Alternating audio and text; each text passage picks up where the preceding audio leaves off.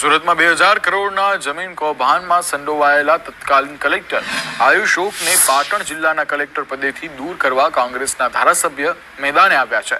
કોંગ્રેસના ચાણસ્માના ધારાસભ્ય દિનેશજી ઠાકોરે મુખ્યમંત્રીને પત્ર લખીને કૌભાંડી કલેક્ટર આયુષ ઓકને હટાવવા માંગ કરી છે.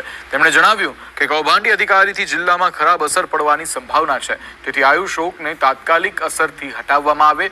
આ સાથે જ તેમણે જણાવ્યું કે જો આયુષ ઓકને હટાવવામાં નહીં આવે તો તેઓ પાટણ જિલ્લાની જનતાના હિતમાં આંદોલન કરશે. આટલું મોટું કૌભાંડ આચરી અને જે પાટણ જિલ્લાની અંદર લયા છે. આજે પાટણ જિલ્લો એક ઐતિહાસિક નગરી છે. અહીંયા ખૂબ લોકો શિક્ષણનું હબ પણ છે. અહીંયા IAS IPS ના કરવાવાળા બાળકો પણ અહીંયા ભણી રહ્યા. ત્યારે આ બધાની માનસિકતા ઉપર અસર થાય એના માટે થઈને મેં મુખ્યમંત્રીશ્રીને કાગળ લખ્યું.